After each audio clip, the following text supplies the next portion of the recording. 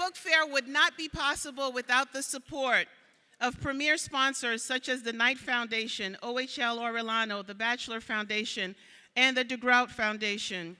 We're also thrilled to have with us our friends of the book fair who are our local heroes, many of whom are here today. Please be acknowledged for your support. Today's program will feature Van Jones, who will speak for a portion of the time. Yes, please, you can give him a shout out. We will have time reserved for questions at the microphone. If you see me, that's not a good sign. That means we're running out of time. So please be concise with your questions, and we'll be able to get as many in as possible. At this time, if you have not already, silence your cell phone. Please note that he will be signing books in the autograph area, in the green autograph area right to the right of the escalator. At this time, I have the distinct honor and pleasure to introduce Clydette DeGroat, co-director of the DeGroat Foundation. Thank you.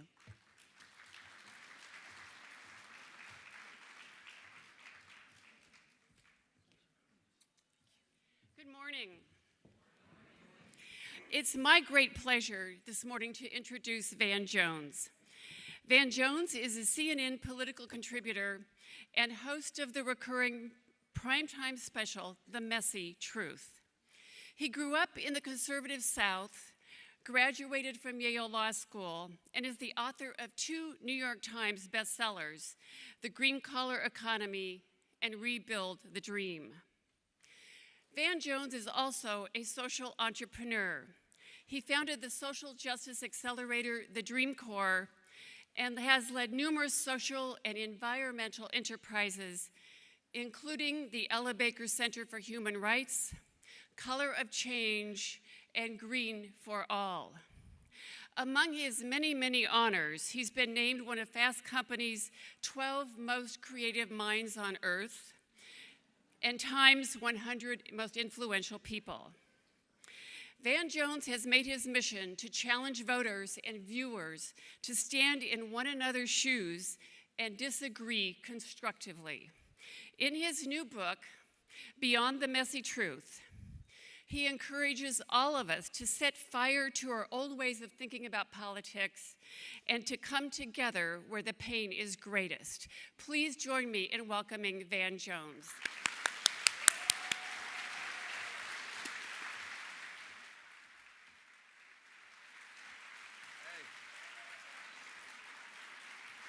Hello. Miami Book Fair. Well, it's such an honor to be here. I hear this is like the 849th Miami Book Fair or something like that. So I'm glad I got in before the 100th. Look, I am going to talk for a shorter period of time because I really want to get to the questions.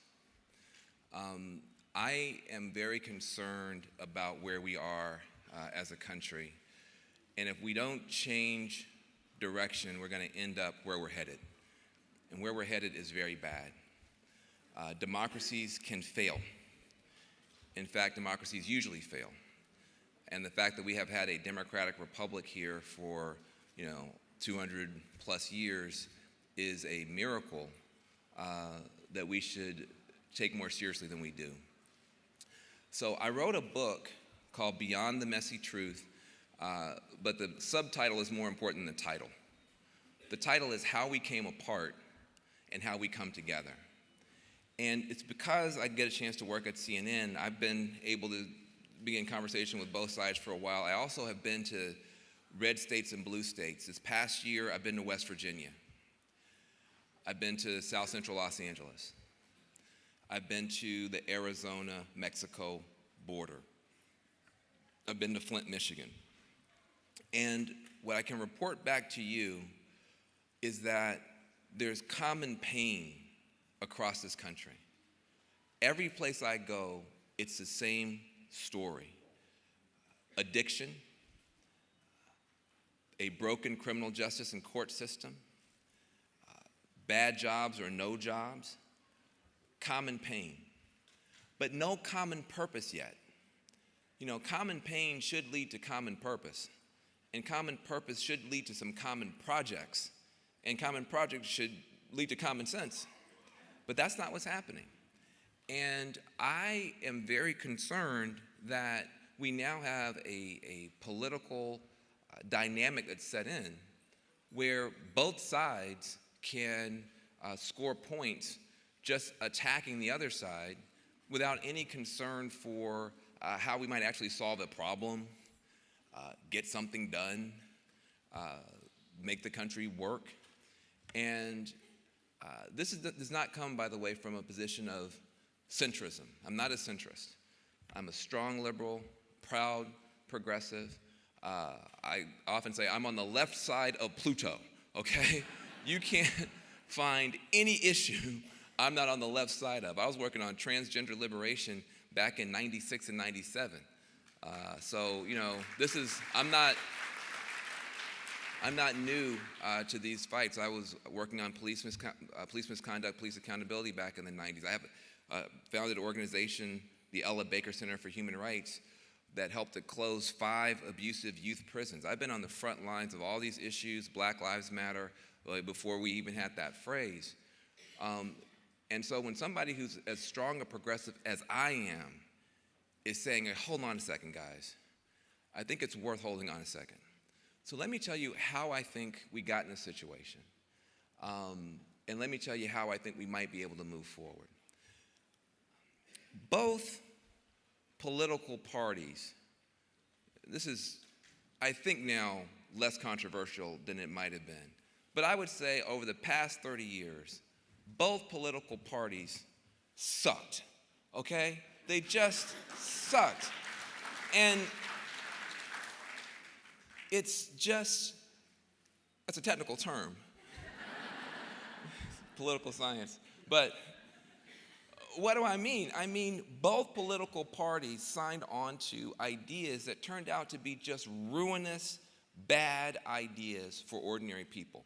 It was both political parties that said we should sign on to these trade deals like NAFTA, and it would be great for everybody.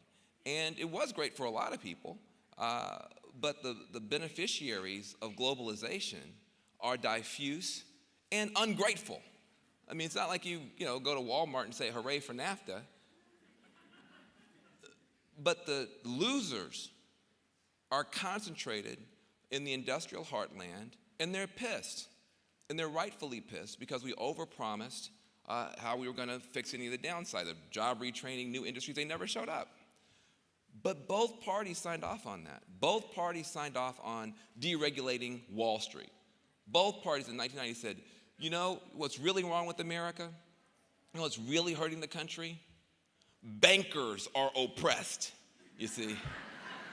The bankers are struggling under this oppressive weight, Leave Pookie in jail, but free the bankers, right? So we're going to free the bankers. What could possibly go wrong? And within 10 years, you had a crash that wiped out trillions of dollars, millions of homes. Both parties signed off on that. Both parties signed off on the idea that we should build prisons from coast to coast. Both parties, mass incarceration parties, racing each other. 3 strikes, you're out. 2 strikes and you're out. Screw it, you're just out. Both parties. And, they said it would make, black communities better, and it destroyed families, destroyed neighborhoods. But both parties were for that. Both parties said we should get involved in these overseas wars. Now it's been 15 years, and we still can't figure out a way to get out of them. So when you have two parties, when you have a bipartisan elite failure at the top of both parties, at some point, you're going to have a bipartisan set of rebellions in both parties. And so what you saw in the Democratic Party, you saw Black Lives Matter, you saw the Bernie Sanders movement, and in the Republican Party, you saw the Tea Party movement, which then curdled into this Trump thing. And so, but I think the wrong rebel won. I'm anti-Trump, but the rebellion itself is justified. The discontent, the frustration, the sense that the big people up there don't care about me, that's justified. And the fact that both political parties seem to have learned so little from this train crash. Listen, when you have 47% of Democrats voting for, you know, for Bernie. I mean, Bernie Sanders had the same political stand that Dennis Kucinich had, who got 2% of the vote. He got 47% of the vote. That lets you know that should have been a huge signal to the Democratic Party that there was a massive level of discontent inside our party, and yet it was brushed under the rug and brushed under the rug until even the present day. So what do I think now, having been around the country? I've seen two things I want to share with you. In the book, I really try to get into the mistake I think the Democrats have made. And it's a complicated argument. I think that the Democrats have a lot to be proud of in that we drew a circle, certainly in 2016, that included people who have been left out and crapped on and mistreated and disrespected for too long. And the Democrats used to include people but keep them in the back of the bus. But this time we included people and we were proud about it. So, you know, the LGBTQ struggle. Even in 2012, no less than President Barack Obama was a little hesitant in 2012 to speak out for marriage equality. Remember, it was Joe Biden that got out there and said, we're for it. And then Obama was like, oh, Joe, you know. And so, right? And so then Obama kind of came out, you know, in 2012 kind of sheepishly, you know, like, well, you know, for me personally, I'm for it. I'm not going to put any laws forward, but my daughters met some kids that had lesbian moms. It's really, you know, around. That's just 5 years ago. Now, if you're not for transgender liberation, we look at you weird, you know. So I'm proud of that. I'm proud of that. You know, one reason I don't like Democrats calling ourselves the resistance, I think Trump is the resistance. I think we're winning, and I think that's why these people are freaking out. So I'm proud of that. I'm proud of the fact that we embrace American Muslims without apology. You know, it's really frustrating to me. I talk about it in the book. Why are we so tough on American Muslims? I mean, this is one of the best communities that we have. They have the lowest crime rate. They have the lowest divorce rate. They have the highest one of the highest educational attainment rates for women, American Muslims. I mean, think about it. Every Muslim you know, they got a job, an advanced degree, and or a business, right? I mean, but just look at the actual Muslims that we have. These are amazing people. If a Muslim family moved in next door to you, you would be thrilled because the chances of your kids getting in trouble just went way down, way down. So you have this amazing group, and then we mistreat them. And well, we have to because of terrorism.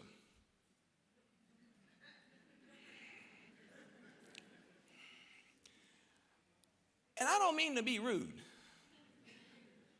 but statistically, the majority of terrorists in the United States are not Muslim. So I don't understand. I just don't understand. So see what I did there? Anyway, so I don't get it. You know, the immigrant community, and not just the Dreamers. You got 11 million people that the country would literally fall apart. If they all just said, okay, fine, you win, we're leaving, we wouldn't know what to do. The tech sector would fall apart. Construction would fall apart. Service sector would fall apart. Agriculture would fall apart. 11 million people. And the Democrats embraced those folks. The Black Lives Matter cause, criminal justice, nominated the first woman ever to be president. That's all stuff to be proud of. And I don't want anybody to back away from that. We raised the bar, and we should leave it there until everybody else catches up. And I also think it's fair to say that we may have drawn the circle a little too small this time. That there may have been people who were also hurting, We did a good job with the traditionally disenfranchised, but there's some newly disenfranchised, scared, hurt folks who are white, who are often male, who are working class, and whose pain didn't register, I think, with the Democratic coalition in the same way this time. And for those people, it's tough to admit this. But if the only time Hillary Clinton has a white guy in the ad, it's Donald Trump, that may not signal it's a welcoming party. And so I think that for our side, we just need to draw the circle as big as Bobby Kennedy drew it. Draw it as big as Shirley Chisholm drew it. Just draw the circle the way we used to draw it to include everybody, and this time be loud and proud about some of the people we might have been bashful about before, and I think we'll be all right. On the other side, I think you have a real problem. Let's not forget the Republican Party is the party of Lincoln. This party was founded as an anti-slavery, pro-liberty party, and is now in danger of becoming the party of Steve Bannon. Now, there is nothing inherent in conservatism that requires this sort of hostile stand toward people of color, toward the new rising majority. In fact, if we're going to be honest, half of black people should be voting for Republicans. Oh my God, how can you say this? Because I've met black people. And if you actually have a conversation with African Americans, we are the most church-going part of the Democratic coalition. I mean, who are the two strongest parts of the black community? The black church and hip-hop, right? Hip-hop. Nobody's rapping about being on welfare. They're rapping about getting rich. That's Republican, right? I mean, they're rapping about stuff. That's Republican. So, and then, black people go to church multiple times a week. So it's weird. Why wouldn't an aspiring, and we have a strong middle class, which nobody ever talks about. Why aren't half of us voting for Republicans? Because the Republican Party is, if you listen to the talk radio guys, if you watch that TV station that they have,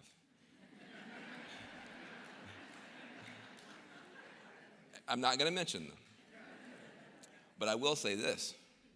When you go home for Thanksgiving, if you have a relative that only watches one station, you can at least point out that if your news source, your primary source of information, is actually named after a furry predatory mammal that can't be trusted to guard the hen house or anything else, you just might want to diversify. Just diversify.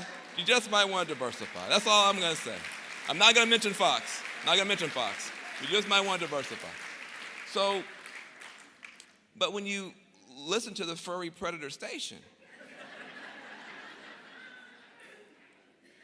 it's almost always negative against African Americans. You would just think all black people are like lazy criminals, and you can't vote for a party that doesn't respect you. I don't care what they put on the website. I don't care what they say. When that contempt bleeds through, you can't support it. So, and there's nothing inherent in conservatism that would require this level of hostility toward immigrants, toward Muslims, toward African Americans. And so I think that you have a great party in danger now of being taken over by white supremacists. And I think that should concern everybody. And I've been very proud to see people, listen, I never thought I would say a kind word about George W. Bush. But hats off to him. He came out and said, I don't like this stuff. I wish more of them would do what George W. Bush is doing. I don't like this stuff. That's important. It's important for the Republican Party. So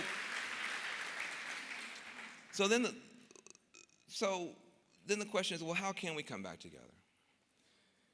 And I want to be very, very clear. I'm not a Pollyanna person. I've been on the front lines of some of the toughest struggles for my entire adult life. I've been to a lot of funerals with a lot of young people in caskets and older gray-haired people sitting up in the pews, which is the opposite of how it's supposed to be. I've seen a lot of horrifically bad state ballot measures pass and hurt a lot of people. I'm a frontline guy that kind of just wound up on TV. I'm not a kumbaya guy, and there's some stuff we're going to have to fight about. I mean, there's just some stuff. I mean, the good thing about democracy is you don't have to agree. Dictatorship, you have to agree. Everybody has to agree. Democracy, you get to disagree. And so we're going to fight about some stuff. We're going to fight about immigration. We're going to fight about health care. We're going to fight about women's rights. We're going to fight about a lot of stuff. But you can't only fight and still have a country. You can't only fight and still have a country. And if we keep jumping up and down on the floorboards of society, at some point you're going to have a breakdown, a real breakdown. And you don't want to live in that, and neither do I. So in addition to the battleground, where we should show up, I believe, with as much principle and as much dignity as possible, there's also massive common ground that we never even discuss. You have an addiction crisis that is tearing this country apart. And I have stuff in my book. We could fix a bunch of it tomorrow on a bipartisan basis. You stay a Republican, I stay a Democrat. You don't change one thing that you think, and we could fix a big part of this addiction crisis tomorrow. I mean, and let's not forget, my close friend Prince died of the same opioids that are tearing up rural white America. I mean, this is it's across the board. And I think if we start dealing more intelligently with the opioid crisis, it should open the door to dealing more intelligently with the narcotics crisis, which has torn up the black community, and people said not one kind word, they sent in the police. So we can completely reset on how we deal with addiction, but we're not doing it. The criminal justice system is a complete catastrophe. So much so that Republican governors, nobody on the Democratic side even knows this, you have Republican governors that have been shocked by how dysfunctional and expensive and awful our prisons are and have been closing prisons. Rick Perry in Texas closed 3 prisons and brought the crime rate down. Governor Deal in Georgia has brought the crime rate down by closing prisons. Kasich in Ohio, Republican governor of Ohio, big criminal justice reformer. Nikki Haley, the same thing. Black Lives Matter and Republican governors have more in common on prisons than they've ever sat down to talk about. Common ground. But we don't talk about it. We want to argue about tweets all the time. And then also, nobody thinks that their kid or their grandkid or their niece or their nephew is actually being trained for the jobs of tomorrow. Nobody. I don't care, public school, private school, vouchers, not vouchers. I'm not talking about education reform. I'm talking about the curriculum that's being delivered. Nobody thinks that these kids in a world of drones and artificial intelligence and going to Mars and smart screens and robots are ready. Your kids aren't ready. My kids aren't ready. But we are. That's an emergency. And we're not even talking about it. So there is common ground beyond the battleground. So my basic proposal in this book is very simple.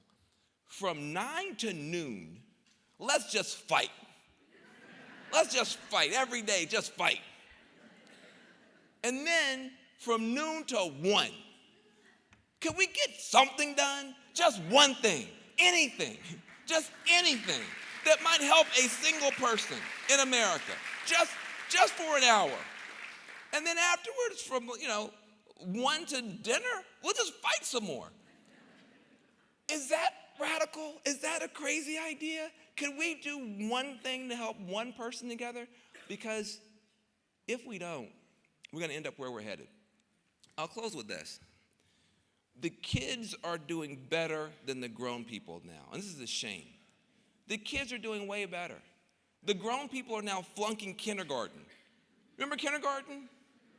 Listen, share. You know, like, there's not a single person that I can identify in public life that would do well in kindergarten right now because we just fight all the time. Nobody listens, nobody shares. But listen to what we make the kids do. This is the genius of America. We force these kids every morning in most schools. You might go to some liberal school where they don't do it anymore. They should. We make them stand up and they say the Pledge of Allegiance, and they end with one nation indivisible, with liberty and justice for all. This is brainwashing. This is brilliant brainwashing. Because liberty really is more of a conservative concept. Liberty really says, look, government, get out of my way. Let me get out here and make my money and be myself, and don't you boss me, government. I want my liberty. Justice really leans more on the left side. It says, yeah, that's all good. We all want free markets and stuff, but can you have a great society if you only do what the corporations can make money off of? Or don't you also need government? And also, it's fine for you to be an individual, but what about the big groups that might run over the little groups? What about the weak groups that might get run over by the strong groups? What about justice? Now, if you only have justice, if the liberals were able to say, get out of here, conservatives, go to Mars, we're going to run it ourselves. The problem with justice and no concern for individual liberty, you wind up with overregulation, overtaxation. You wind up with totalitarianism. You wind up with government domination of society, which is a nightmare. At the same time, on the other hand, if you only go with liberty, me, myself, and I, leave me alone, I'm going to do whatever I want to. Nobody can tell me anything. I don't care about justice, just liberty. You wind up with a different type of tyranny, corporate tyranny. In that survival of the fittest wind up with all the power, and then you got corporations that own your media, run your government, and that's a nightmare. Justice without liberty is a nightmare. Liberty without justice is a nightmare. In other words, we need each other. I've never seen a bird fly with only a left wing. I've never seen a bird fly with only a right wing. It takes two wings to fly. We need each other. Let's fight constructively, but let's not only fight, otherwise we're going to lose the country. Thank you very much.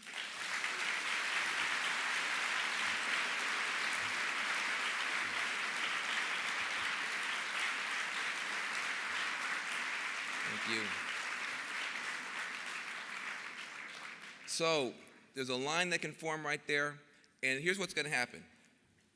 The first person is going to set an amazing example. Just an incredible example. It's going to be concise. It's not going to be a speech, not the first guy. The first person is going to have a question, which is a sentence with a question mark. That's what's going to happen. And his example is going to be so powerful that every other questioner will say, well, I've got to match that, you see. And it's going to be the most amazing experience you've ever had, I promise. Go ahead, sir. What do you have to say about the sham of a tax plan that the Republicans have come up with? What do you have to say about that? How is it going to affect a lot of the voters that voted for Trump, specifically? Yeah, question about the tax plan. Before I say anything about the tax plan, let me just say something about the tax plan's process, which doesn't exist. I mean, you literally have something that's going to, as one of the great Congress people pointed out, will affect only about 4% of the economy. No, I'm sorry, only about 50%. Oh, I'm sorry. 100% of the economy is going to be impacted by one bill with no hearings. That's never happened. That's totally nuts. Listen, nobody likes bureaucracy. Nobody likes all this process. The only thing is, it's what the Constitution requires, and it's what has served our parents and our grandparents and our great-grandparents for years. I don't know why this month we want to throw all that in the garbage can to pass a tax bill. Before you get we can argue about the substance. I don't think conservatives used to try to conserve things. Remember that? It's like tradition, right? we're in uncharted territory. And so I think even just insisting that we actually be able to debate the bill, hear what's in the bill, hear expert testimony about the bill, all that I think both parties should be able to sign off on. When you called the speech to Congress in like late February an extraordinary moment, Yes. and the virus had mutated, basically, was the explanation you gave afterward. But the reaction that people had in that moment was that, oh, he's defending him. Oh, you know, you're not realizing the real threat here. Yes. And yet you were pointing out that this ability to take these moments of, you know, presentation to the entire country and have some people have an excuse or a reason to justify, to think that, oh, well, it's a reasonable person we're dealing with here. He can present a reasonable case. How do we prevent that from occurring when he's still speaking to the base?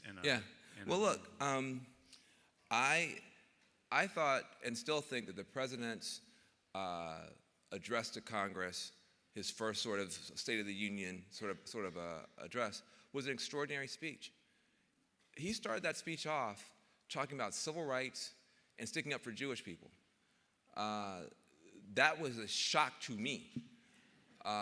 And what I said at the time was, and then he and don't forget, by the way, something happened which nobody commented on because I think it scared people. But when President Trump walked into the chambers, he only shook hands with Republicans. You know why? Because no Democrats would even come to that side of the aisle. The Democrats were afraid to be seen in a picture with the President of the United States. I've never seen that before. I mean, and I'm not saying they're wrong. I'm just saying, just take that as a snapshot moment for the country. That we arrive at a place where the President of the United States has offended so many people that an entire party doesn't have a single member willing to be shot in a picture with him. Even when Obama came in, there were people on both sides. And so I marked that as a moment of real peril for the country. And I thought, if this guy gives, you know, a Hitler Youth speech, we're in deep trouble. And instead, he actually gave a decent speech. I didn't agree with the policy proposals, but he gave a decent speech. And at one point, he even got everybody up on their feet applauding a widow. And I said, in that moment, he became the president. That's the president. That's what the president does. You would have thought I said, I'm going to work for Donald Trump.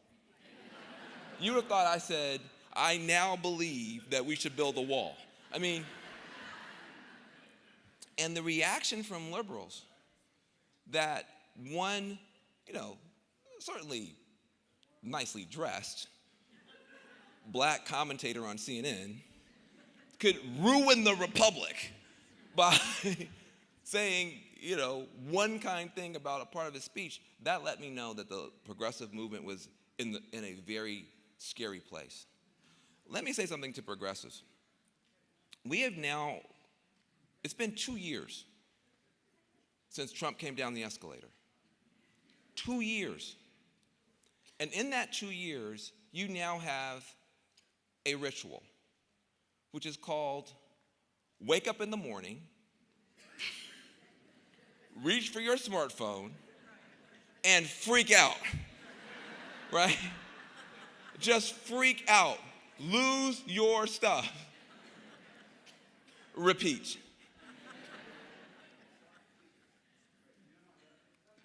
Freaking out is not a strategy, okay? And the problem that we have is that because we're in this politics of accusation, hey guys, please be quiet. Please be quiet back there. Okay, thank you. You're offending the whole front row. See, I helped. This is an important point for progressives. Freaking out is not a strategy, number one. And number two, part of the reason that we're upset is that we won't admit the obvious. There's a real confession that's called for here. And the confession is this. We didn't work that hard in 2016 to stop Donald Trump in the first dadgum place. We didn't, okay? It was all, he can't win, it's impossible, He's going to blow himself up. He's going to tweet himself to death. He's offended too many people. And what happened was, we didn't actually fight. And you say, well, that's not true. I tweeted many times, you know. You should see my Facebook feed. I like so many articles. That doesn't count. That's not what I'm talking about. I'm talking about what we did in 2008 for Obama, where people worked their butts off. People went to swing states. People had house parties. People phone banked. If your relatives were afraid of you in 2008, they didn't want to hear, I'm voting, please stop, right? We did all that to stop John McCain.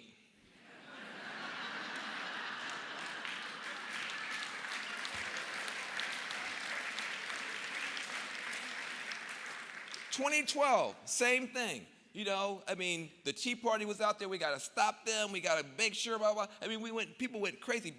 1 million more African Americans voted in 2012 than voted in 2008 to stop Mitt Romney.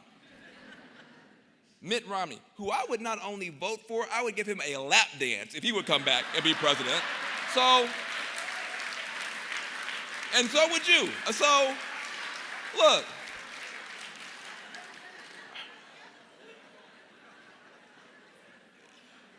You feel the same way? So look, when you do all that to stop McCain and Romney, and then basically like tweet and fan yourself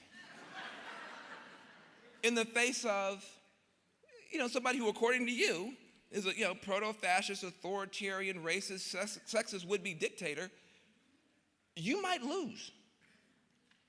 But that might say more about you than it says about the country.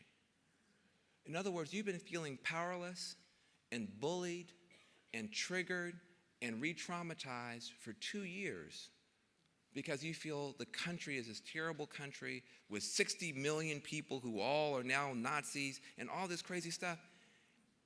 No. When you stood up, you changed the country in a positive direction. When you sat down, the country fell apart. That doesn't mean you're powerless. It means you're powerful. We have to use our power better. That's why I don't freak out as much as you guys want me to.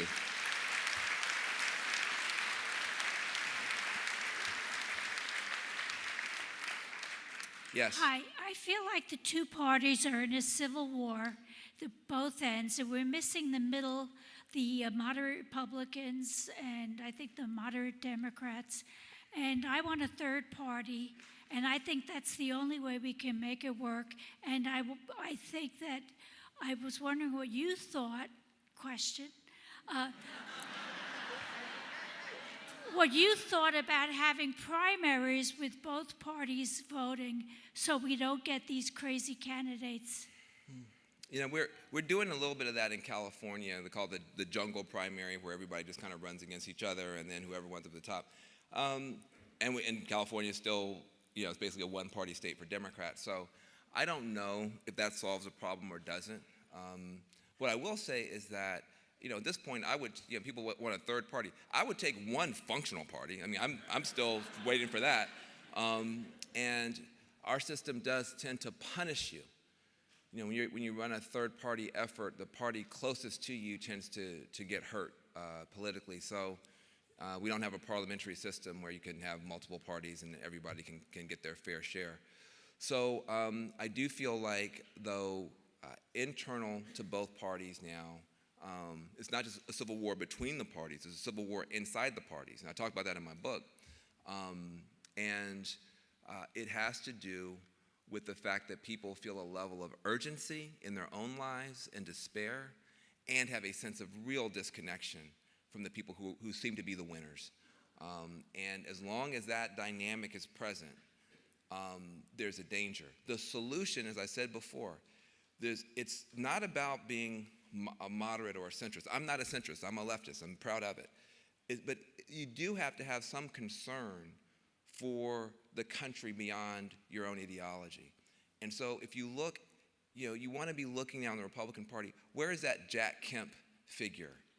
that is very conservative, but actually doesn't just talk about kids in Chicago, but goes to Chicago and helps those kids. You start seeing conservatives doing stuff like that. They don't just, talk about, those people over there who are the symbol of everything negative. They actually go and sit down and talk with farm workers. Like, that would be a healthy sign. And similarly, on the left, in the Democratic Party, again, the return of the kind of Shirley Chisholm, Bobby Kennedy spirit that I don't care who you vote for. I care about you. My argument to Republicans is, I know a bunch of them. Listen, if you're a Republican, I'm a Democrat. If you're a Republican, you don't believe a woman has the right to choose, you're scared of Muslims, you don't like multiculturalism, please stay in your party. Don't come over here. We got enough problems as Democrats. Please stay in the Republican Party. I don't want you, listen, we have enough problems. But vote for better Republicans. Be a better Republican. Be a better conservative. Right now, you're voting for people who are so extreme that if I gave them a deal where they would, 99% would help the conservative base and 1% would help a Muslim, they turn the whole deal down. You can't get anything done with that. So I'm going to stay a Democrat. You're not going to convince me to change my mind. I don't want you to change your mind. We need you. But we need better conservatives, better progressives. If we focus on that, then we can get something done. So I'm still trying to figure out how we get that done so we can have at least one functional party before we try to get to 3.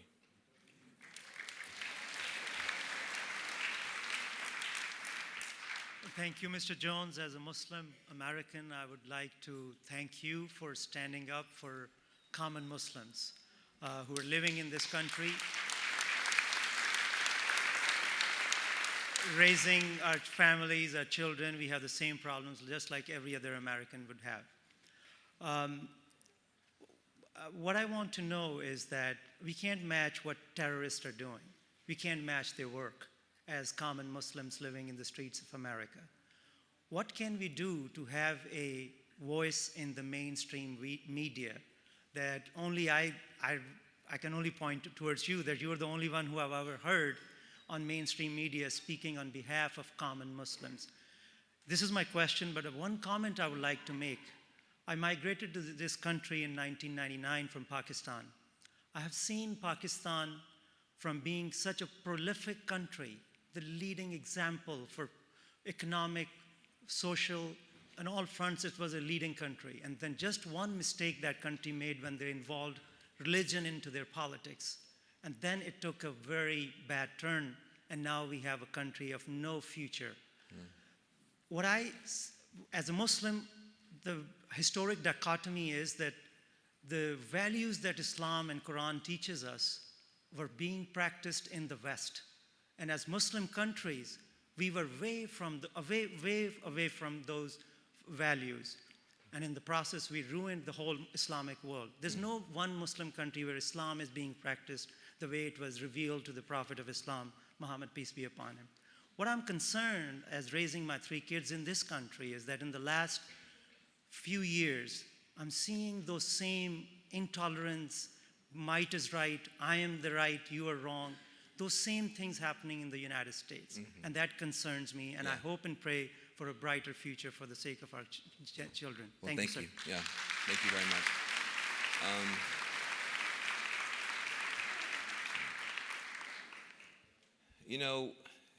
You point to, I won't respond to everything you said, but you do point to something that should concern everybody, Democrats and Republicans and independents. The authoritarians around the world seem to be winning right now. I mean, you look around the world right now, and you got ISIS, you've got Putin, you've got China. I mean, the democracies seem to be struggling a little bit, and the authoritarians, the strongmen, the fundamentalists seem to be gaining some real strength. And that's why I keep telling people, there's really only 2 political parties in the country. There's the give a damn party and there's the don't give a damn party. And most people are in the don't give a damn party because they're just watching the Kardashians or whatever they're doing. So those of us in the give a damn party, whether it's the left wing, which is the Democrats, or the right wing, which is the Republicans, or some of the other caucuses, Green Party, Libertarians, the give a damn party needs to start really giving a damn. Because we could wind up, look at Turkey right now. That was a Democratic republic 20 minutes ago. So, you know, there's a real reason for us to tamp down on some of the rhetoric here. You know, you just can't respond to the most extreme ignorant stuff from the other side, no matter what side you're on, and even if the most extreme ignorant stuff is coming from the White House. It's really not wise. You know, I get beat up by a lot of liberals because they see me on TV and I'm trying to have an intelligent conversation with people they disagree with. I say, don't forget, I'm a father. I'm a dad. You know, my kids are 9 and 13. When I'm on TV on the East Coast, it's late at night, but they're on the West Coast most of the time. So they get a chance to see me on television. I can't be on television screaming at people, cutting people off, treating people badly, and then tell them to be nice to each other. It doesn't work. It doesn't work. So, you know, let's not feed what we're fighting. Let's not become what we're fighting. You know, I can speak this way because I'm still a follower of Obama and her husband, by the way, and her husband. I don't leave him out. I'm tired of that. He had a role. Don't leave him out.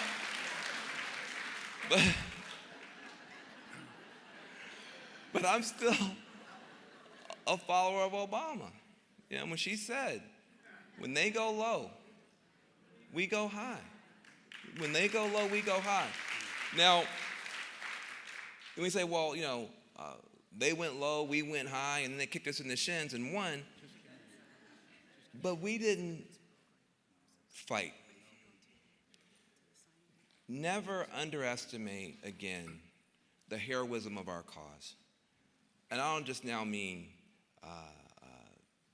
Democrats, liberals, progressives. The heroism of our cause as Americans. The idea that you can have one country with every color, every class, every faith, every gender, every sexuality, every ability level, every kind of human being ever born in one country, and that we can mostly get along and we can run it as a democracy, that is an insane idea. It is a miracle in human history that we're able to do this together. And if you ever take it for granted and think it's easy or it's obvious or you don't have to work hard or that fool can't win or whatever, you are going to suffer. That's all. But breakdowns can lead to breakthroughs if you use them right. And this breakdown in our democracy and our civility is creating a massive desire on the part of people to figure out how to get along again. Don't think these extremes are speaking for everybody. They're not. And the people in this room and the people we care about can bring this thing back together. Let's fight where we're supposed to, but where we can work together, let's work together because the country deserves it and so do our children. Thank you very much. Thank you. I appreciate you. This book fair would not be possible without the support of premier sponsors such as the Knight Foundation, OHL Orellano, the Batchelor Foundation, and the DeGrout Foundation. We're also thrilled to have with us our friends of the book fair who are our local heroes, many of whom are here today. Please be acknowledged for your support. Today's program will feature Van Jones, who will speak for a portion of the time. Yes, please, you can give him a shout out.